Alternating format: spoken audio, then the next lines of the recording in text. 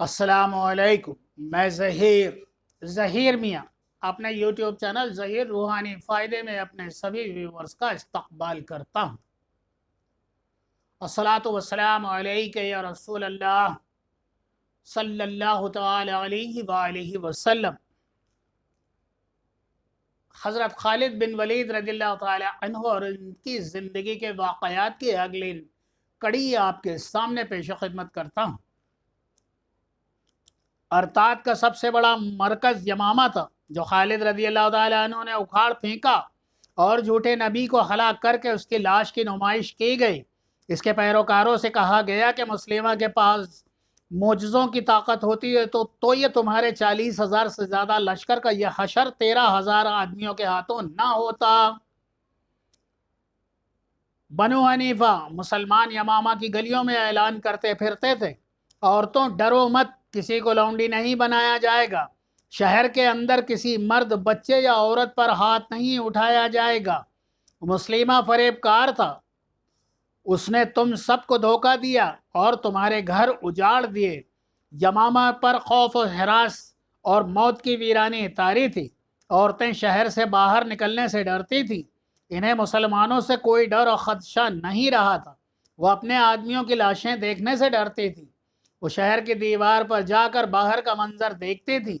इन्हें गिद्धों, गीदड़ों और भेड़ियों की खौफनाक आवाज़ें सुनाई देती थी।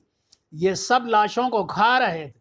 यमामा और गर्दनवाह के लोगों ने इतनी कत्ल गारत गरी कभी न देखी न सुनी थी। ये तो कहर नाजिल हुआ था, घर घर मातम हो रहा था। इतनी भयानक सूरत हाल में लोग इस गायबी क़ुव्वत के आगे सजदा करना चाहते थे जिसने इन पर कहर नाजिल किया था। मुसलमानों की फ़ौज में कुरान के हाफिज और कारी भी थे। उन्होंने लोगों को आयत कुरानिया सुनाकर बताना शुरू किया कि इन्हें तबाह करने वाली गैबी ताकत क्या है। मुअर्रिख लिखते हैं कि बनु हनीफा के जो आदमी भाग गए थे उनकी तादाद कमोबेश 20,000 थी। यूं वो लापता हुए कि इधर उधर छुप गए थे। मुसलमान इन्हें ढूंढ कर ला रहे थे। वो भी खौफ ज़दा थे और नादिम भी थे कि उन्होंने एक झूठे नबी के हाथ पर बायत की जिसने इनसे कहा था कि खुदा ने उसे ऐसी ताकत दी है कि बनु हनीफ को कोई फतह न कर पाएगा और मुसलमान तबाह हो जाएंगे। इन्हें तबलीग की और इस्लाम के तफसीली तारुफ की ज़रूरत नहीं थी। इनमें बेशतर ने अज खुद इस्लाम कबूल कर लिया। मुजाह बिन मरारा बनु हनीफा की सरदारी में मुस्लिमा कज्जाब का जानशीन था। उसने देखा उसका कबीला धड़ाधड़ इस्लाम कबूल करता जा रहा है तो इससे उसे इत्मीनान हुआ कि खालिद रज़ियल्लाहु ताला अन्हु के दिल में उसके खिलाफ जो खफगी थी वो निकल गई है। बनु हनीफा के लोग ज़ौक़ दर ज़ौक़ खालिद रज़ियल्लाहु ताला अन्हु के पास बैत के लिए आ रहे थे।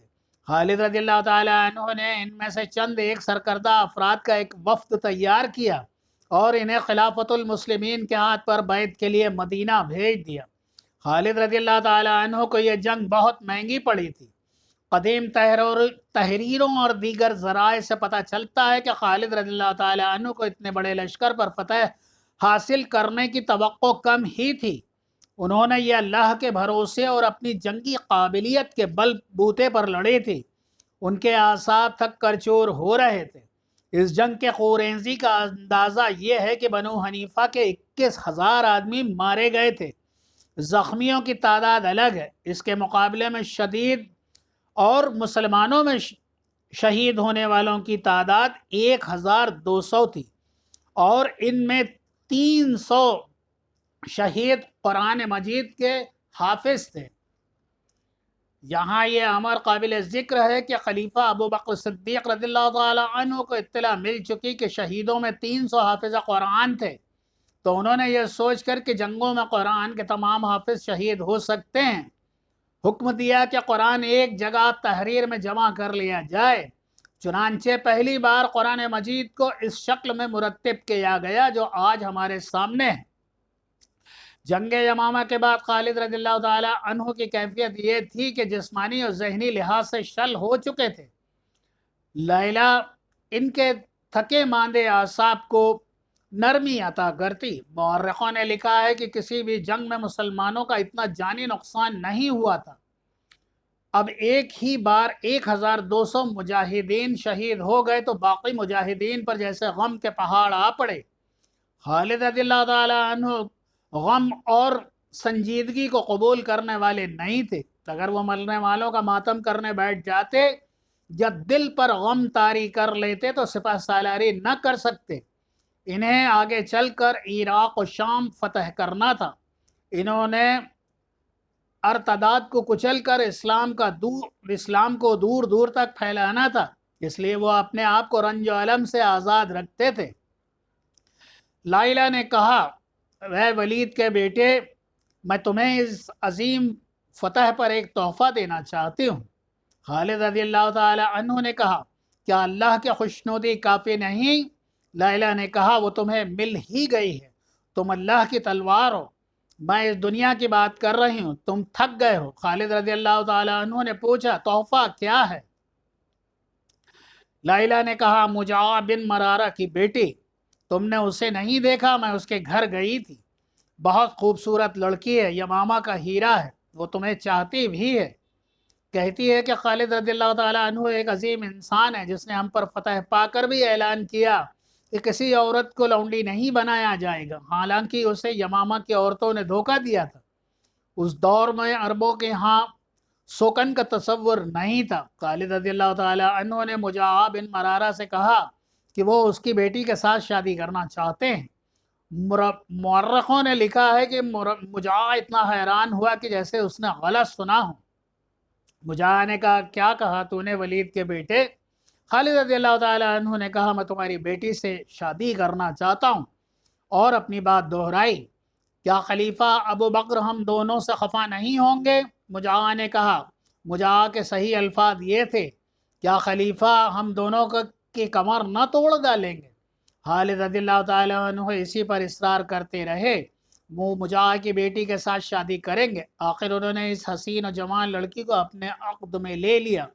یہ خبر مدینہ پہنچی تو خلافت المسلمین ابو بکر صدیق رضی اللہ تعالیٰ عنہ نے خالد رضی اللہ تعالیٰ عنہ کو خط لکھا، او ولید کے بیٹے، تمہیں کیا ہو گیا ہے کہ شادیاں کرتے پھر رہے؟ تمہارے خیمے سے باہر 1200 مسلمانوں کا خون بہہ گیا ہے، تم نے شہیدوں کا خون بھی خشک نہیں ہونے دیا۔ خالد رضی اللہ تعالی عنہ نے خط پڑھ کر زیر لب کہا، یہ عمر رضی اللہ تعالی عنہ بن خطاب کی کارستانی ہے، یہ معاملہ سرزنش کے خط پر ہی ختم ہو گیا۔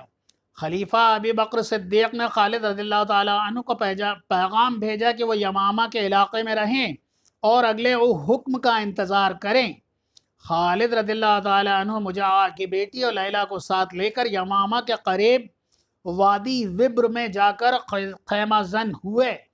2 ماہ بعد انہیں اگلا حکم ملا۔ فروری 633 عیسوی یعنی پہلا ہفتہ ذی قعدہ ہجری کے ہفتے ایک دن خلیفہ ابو بکر صدیق سے ملنے ایک شخص آیا جس نے اپنا نام مسنا بن حارثہ شیبانی بتایا۔ خلیفہ کے لیے اور اہل مدینہ کے لیے وہ ایک غیر اہم بلکہ گمنام آدمی تھا۔ اگر کوئی شخص کسی بادشاہ کے دربار میں جاتا تو اسے وہاں سے نکال دیا جاتا، لیکن ابو بکر صدیق رضی اللہ تعالی عنہ کسی اقلیم کے بادشاہ نہیں بلکہ شہنشاہ 2 جہاں کے خلیفہ تھے، جن کے دروازے ہر کسی کے لیے کھلے رہتے تھے۔ یہ شخص جب خلیفہ ابو بکر صدیق رضی اللہ تعالیٰ عنہ کے پاس آیا، اس وقت اس کے چہرے پر تھکان اور شب بیداری کی گہری پرچھائیاں تھیں، کپڑوں پر گرد تھی اور وہ قدرتی روانی سے بول بھی نہیں سکتا تھا۔ امیر المومنین ابو بکر صدیق رضی اللہ تعالیٰ عنہ نے پوچھا، کیا مجھے کوئی بتا سکتا ہے کہ یہ اجنبی مہمان کون ہے؟ یہ شخص جس نے اپنا نام مسنا بن حارثہ بتایا ہی یہ معمولی آدمی نہیں، قیس بن عاصم منقرہ نے جواب دیا، امیر المومنین، اس کے یہاں آنے میں کوئی فریب نہیں، شہرت اور عزت جو اس نے پائی ہے وہ اللہ ہر کسی کو عطا کرے۔ ہرمز جو عراق میں فارس کا سالار ہے اور جس کی فوج کی دھاک بیٹھی ہوئی ہے، مسنا بن حارثہ کا نام سن کر سوچ میں پڑ جاتا ہے۔ امیر المومنین کسی اور نے کہا، آپ کا اجنبی مہمان بحرین کے قبیلہ بقر بن وائل کا معزز فرد ہے، یہ اسلام قبول کرنے والے ان لوگوں میں سے ہے جنہوں نے کفر اور ارتداد کی آندھیوں میں اسلام کی شمع کو روشن رکھا ہے، اور اس نے ہمارے سالار اعلیٰ بن ہرزمی کے ساتھ مل کر عراق کی سرحد کے علاقوں میں مرتدین کے خلاف لڑائیاں لڑی ہیں۔ امیر المومنین ابو بکر صدیق رضی اللہ تعالیٰ عنہ کا چہرہ چمک اٹھا۔ اب انہوں نے مسنا بن حارثہ کو بدلی ہوئی نگاہ سے دیکھا۔ ان کے ذہن میں عربی مسلمانوں کا وہ قبائل آ گئے جو ایرانیوں کے محکوم تھے، یہ عراق کے علاقے میں آباد تھے۔ یہ تھے بنو لخم، تغلب، ایاد، نمبرہ اور بنو شائبان۔ ایک روایت کے مطابق یہ وہ عربی باشندے تھے جنہیں پہلی جنگوں میں ایرانی جنگی قیدی بنا کر لے گئے اور انہیں دجلہ و فرات کے ڈیلٹا کے یعنی دلدلی علاقے میں آباد کر دیا۔ ان قبائل نے ایرانیوں کا غلام ہوتے ہوئے بھی اپنے عقیدے کو اپنے وطن کے ساتھ وابستہ رکھا۔ عرب میں اسلام کو فروغ ملا تو انہوں نے بھی اسلام کو قبول کر لیا۔ عراق کے سجاح جیسے چند افراد نے نبوت کے دعوے کیے تو ان محکوم عربوں نے اسے ارتداد کے خلاف محاذ بنا لیا۔ ادھر مسلمان ایک ایسی جنگی طاقت بن چکے تھے جن کے سامنے مرتدین اور کفار کے متحدہ لشکر بھی نہ جم سکے۔ میدان جنگ سے ہٹ کر مسلمان جو عقیدہ پیش کرتے تھے وہ دلوں میں اتر جاتا تھا۔ اس طرح مسلمان عسکری اور نظریاتی لحاظ سے چھاتے چلے جا رہے تھے، لیکن ابھی وہ آتش پرست ایرانیوں کے خلاف ٹکر لینے کے قابل نہیں ہوئے تھے۔ ایران اس وقت ایک بہت بڑی طاقتور بادشاہی تھی جس کے طول و عرض کا حساب نہ تھا۔ اس بادشاہی کی فوج کی تعداد اور ہتھیاروں کے لحاظ سے بہت طاقتور تھی۔ صرف رومی تھے جنہوں نے ان سے جنگیں لڑی اور انہیں کمزور کر دیا تھا۔ اس کے باوجود خلیفہ ابو بکر صدیق رضی اللہ تعالیٰ عنہ ایران کی بادشاہی میں رسول اللہ صلی اللہ علیہ وآلہ وسلم کا پیغام پہنچانے کا تہیہ کیے ہوئے تھے۔ ایرانی نہ صرف یہ کہ اسلام کو قبول کرنے پر تیار نہ تھے بلکہ وہ اسلام کا مذاق اڑاتے تھے۔ اگر مسلمانوں کا کوئی ایلچی ان کے کسی علاقے کے امیر کے دربار میں چلا جاتا تو وہ اس کی خوب بے عزتی کرتے اور بعض کو قید میں ڈال دیا کرتے تھے۔ حکومتوں اور حکمرانوں کے انداز و خیالات اپنے ہی ہوتے ہیں، ان کے سوچنے کے انداز بھی مصلحت اور حالات کے تابع ہوتے ہیں، لیکن عوام کی سوچیں اور ان کے جذبوں کے زیر اثر رکھتی ہے، اور ملک و ملت کے خاطر عوام آگ اگلتے پہاڑوں کے خلاف بھی سینہ سپر ہو جاتے ہیں۔ اس دور میں عراق ایران کی بادشاہی کا ایک صوبہ تھا۔ اس کا امیر یا حاکم ہرمز تھا، جو اس دور میں مانا ہوا جنگجو اور نڈر جنگی قائد تھا، ظالم اور بدطینت، اتنا کہ اس کے علاقے کے لوگ بھی اس کے خلاف بات کرتے تو کہتے تھے وہ ہرمز سے بڑھ کر کمینہ اور فطرتی ہے۔ اس کے ظلم و ستم کا زیادہ تر شکار مسلمان تھے جو دجلہ و فرات کے سنگم کے علاقے پر رہتے تھے۔ ان کے خلاف ہرمز کی یہی ایک دشمنی تھی کہ وہ اسلام کے پیروکار تھے۔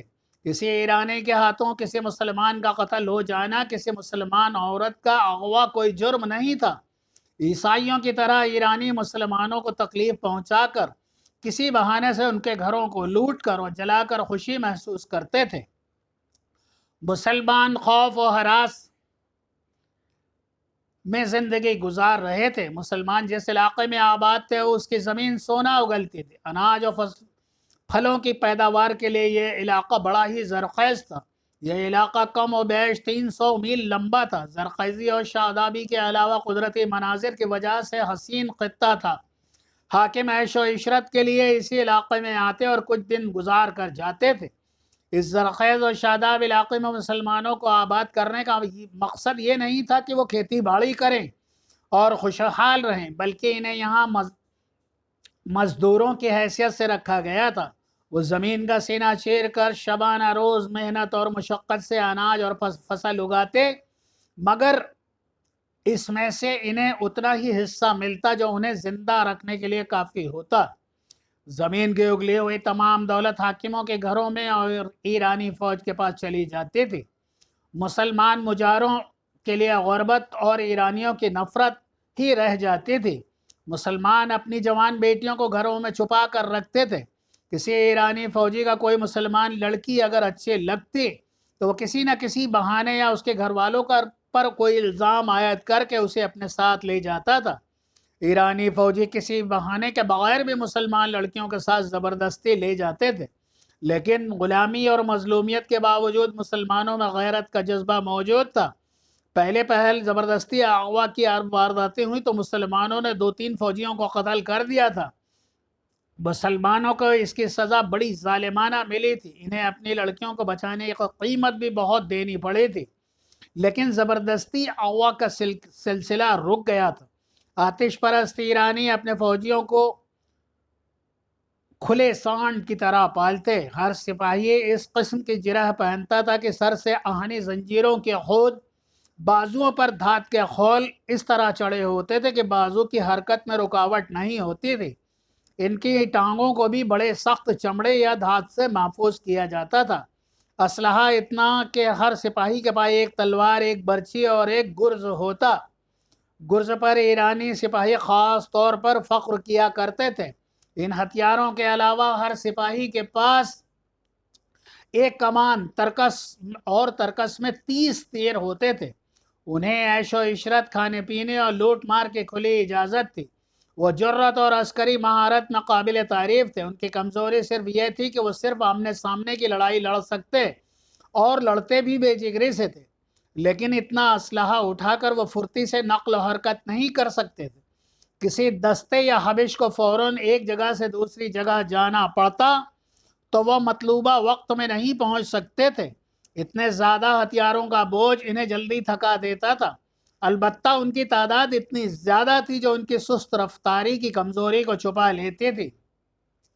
دجلہ اور فرات کے سنگم کے علاقے میں جنوب میں ابلا ایک مقام تھا جو عراق و عرب کی سرحد پر تھا۔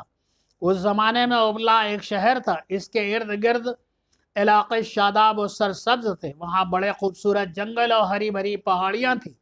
یہ تاریخی اہمیت کا علاقہ تھا۔ آج بھی وہاں کھنڈرات بکھرے ہوئے ہیں جو بزبان خاموشی تاریخی کہانیاں سناتے ہیں۔ ہر کہانی عبرت نام ہے۔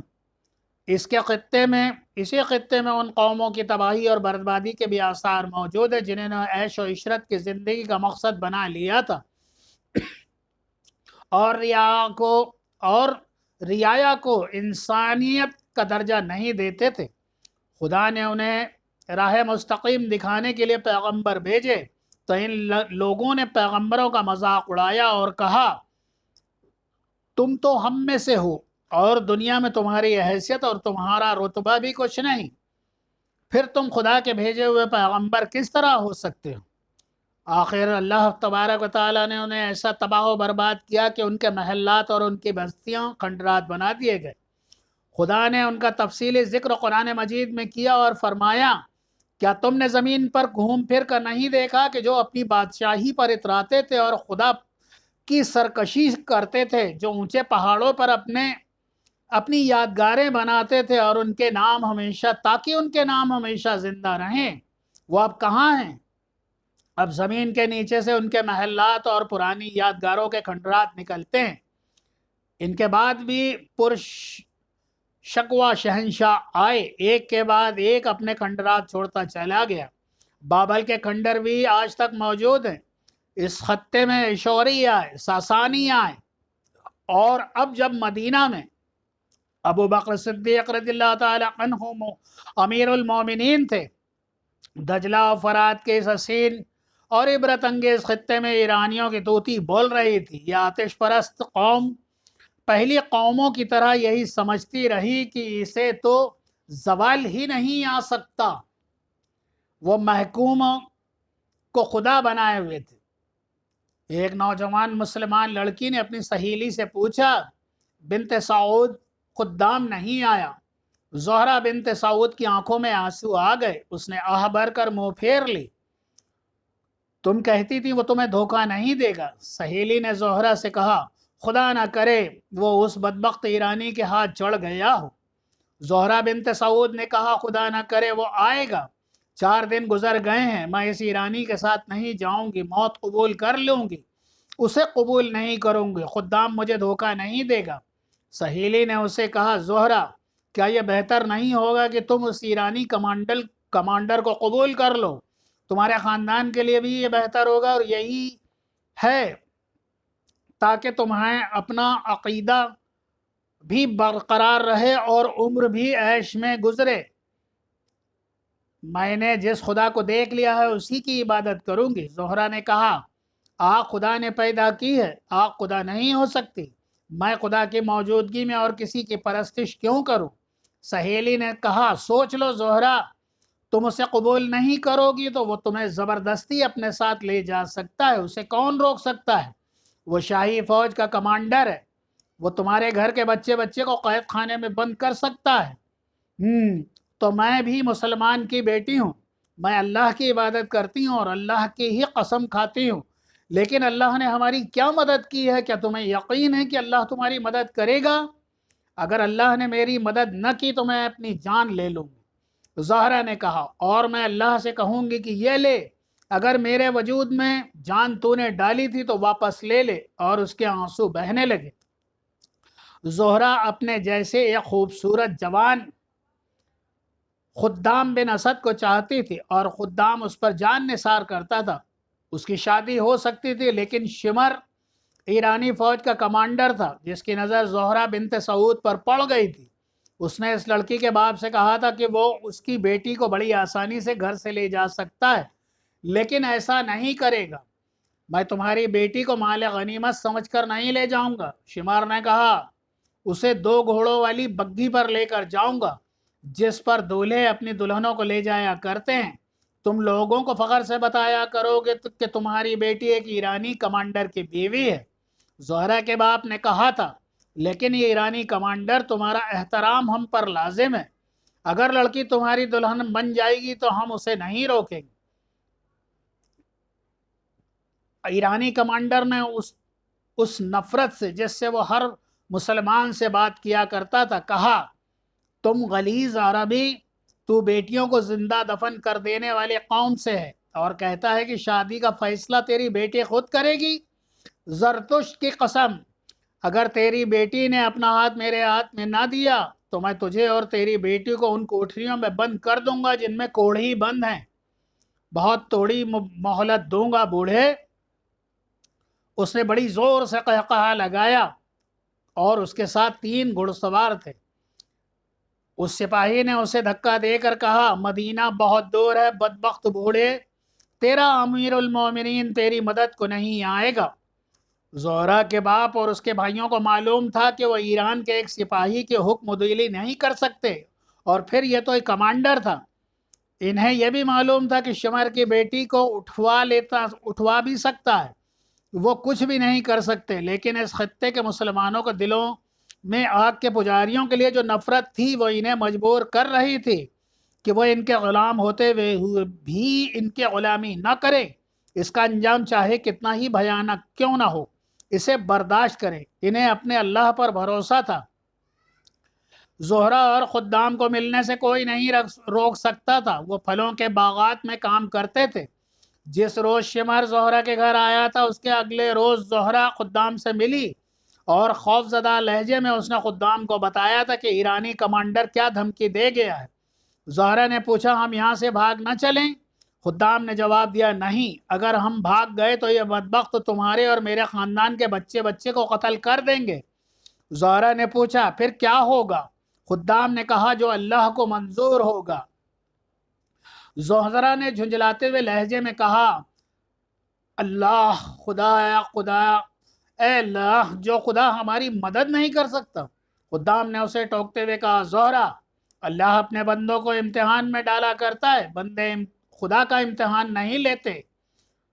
خدام گہری سوچ میں کھو گیا۔ یہ تو ہو ہی نہیں سکتا کہ اس آتش پرست شمر کا مقابلہ کرو، زہرہ نے کہا۔ خدام گہری سوچ میں کھویا رہا۔ زہرا نے کہا سوچتے کیا ہو، تم اس شخص کو قتل تو نہیں کر سکتے، ہمارے سامنے ایک ہی راستہ ہے۔ خدام نے کہا خدا نجات کا راستہ بھی دکھا دے گا۔ زہرا نے کہا تمہیں ایک اور راستہ میں دکھاتی ہوں، مجھے اپنی تلوار سے قتل کر دو اور تم زندہ رہو۔ خدام نے کہا تھوڑی سی قربانی دو، میں اس نفرت کا اندازہ کر سکتا ہوں جس شمر کے خلاف تمہارے دل میں بھری ہوئی، لیکن اس پر یہ ظاہر کرو کہ تم اسے پسند کرتی ہو، اسے دھوکے میں رکھو، میں کچھ دنوں کے لیے غائب ہو جاؤں گا۔ زہرا نے پوچھا کہاں جاؤ گے اور کیا کرنے جاؤ گے؟ خدام نے کہا مجھ سے ہر بات نہ پوچھو زہرا، میں اللہ کی مدد حاصل کرنے کے لیے نکل رہا ہوں۔ خدا کی قسم، خدام زہرا نے اس کے کندھے پر ہاتھ رکھ کر کہا اگر تم نے مجھے دھوکہ دیا تو میری بدروح تمہیں چین سے جینے نہیں دے گی، میں ایک دن کے لیے بھی اس کافر کی بیوی بن کے نہیں رہ سکوں گی۔ اس کے بیوی بننے کا مطلب یہ ہے کہ تم سے اور تم ہی نہیں میرا مذہب بھی چھن جائے گا۔ اگر تم مذہب کی اتنی پکی ہو تو خدا ہے بزرگ برتر ہماری مدد کو ضرور آئے گا۔ خدام نے کہا، زہرا نے مایوسی کے لہجے میں کہا خدام میں مذہب کی تو پکی ہوں اور اللہ پر میرا عقیدہ متزلزل ہوتا چلا جا رہا ہے۔ خدام اور کچھ اور ہی کہنے لگا تھا کہ باغ میں کام کرتے ہوئے لوگوں میں ہڑبونگ سی مچ گئی۔ 3-4 آدمیوں نے خدام کو پکارا، زہرا اٹھی اور وہاں سے پودوں میں غائب ہو گئی۔ خدام نے اٹھ کر دیکھا کچھ دور پرے ایرانی کمانڈر شمر اپنے گھوڑے پر سوار تھا۔ اس نے دور سے ہی کہا کہ خدام کو اس کے پاس بھیجا جائے۔ خدام آہستہ آہستہ چلتا شمر کے پاس چلا گیا۔ شمر نے گھوڑا روک کر دور سے کہا تیز چلو۔ خدام نے اپنی چال نہ بدلی۔ شمر نے ایک بار پھر گرج کر اسے تیز چلنے کو کہا، لیکن خدام اپنی رفتار میں ہی چلتا رہا۔ شمر گھوڑے سے کود کر اترا اور کولہوں پر ہاتھ رکھ کر کھڑا ہو گیا۔ باغ میں کام کرتے ہوئے مسلمان دم بخود دیکھتے رہے، انہیں معلوم تھا کہ شمر خدام کی ہڈلی پسلی ایک کر دے گا، لیکن خدام اس کے سامنے جا رکا تو شمر نے ہاتھ بھی نہ اٹھایا۔ شمر نے خدام سے حقارت کے لہجے میں کہا دیکھ کمینے انسان، میں تمہارے باپ پر اور تمہاری جوانی پر رحم کرتا ہوں، آج کے بعد میں تمہیں اس لڑکی کے ساتھ نہ دیکھوں۔ خدام نے پوچھا اگر تم نے مجھے اس لڑکی کے ساتھ دیکھ لیا تو کیا ہوگا؟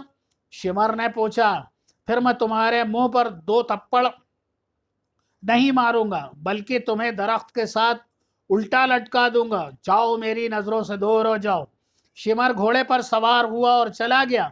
خدام وہیں کھڑا اسے دیکھتا رہ گیا۔ خدام کسی نے اسے بلایا، ادھر آ جاؤ۔ پھر اس نے 3-4 آدمیوں کی آوازیں سنائی دیں، آ جاؤ خدام آ جاؤ۔ وہ پیچھے مڑا اور لوگوں کے پاس جا کر رکا۔ سب اسے پوچھنے لگے شمر نے کیا کہا تھا۔ خدام نے انہیں بتایا۔ سب جانتے تھے کہ خدام کا جرم کیا ہے۔ اگر یہ مسلمان آزاد ہوتے، ان کی اپنی حکومت ہوتی اور یہ معاشرہ ان کا اپنا ہوتا تو وہ خدام کو بھلا برا کہتے کہ وہ کسی نوجوان کی بیٹی اپنے پاس کیوں بیٹھائے تھا، مگر یہاں تو صورت ہی مختلف تھی۔ انہیں یہ بھی معلوم تھا کہ خدام برے چال چلن کا نوجوان نہیں ہے۔ اس مظلومیت میں بھی مسلمان متحد تھے، لیکن باغ میں کام کرنے والوں میں سے ایک نے کہا یہ آتش پرست ادھر کیا لینے آیا تھا؟ ایک نے کہا اسے ادھر لایا گیا تھا اور لانے والا کوئی ہم میں سے ہی تھا۔ ایک بوڑھے نے کہا معلوم کرو کہ وہ کون ہے، یہاں سوال ایک لڑکی اور لڑکے کا نہیں، یہ ظالم اور مظلوم کا معاملہ ہے، یہ ہماری آزادی اور خودداری کا معاملہ ہے۔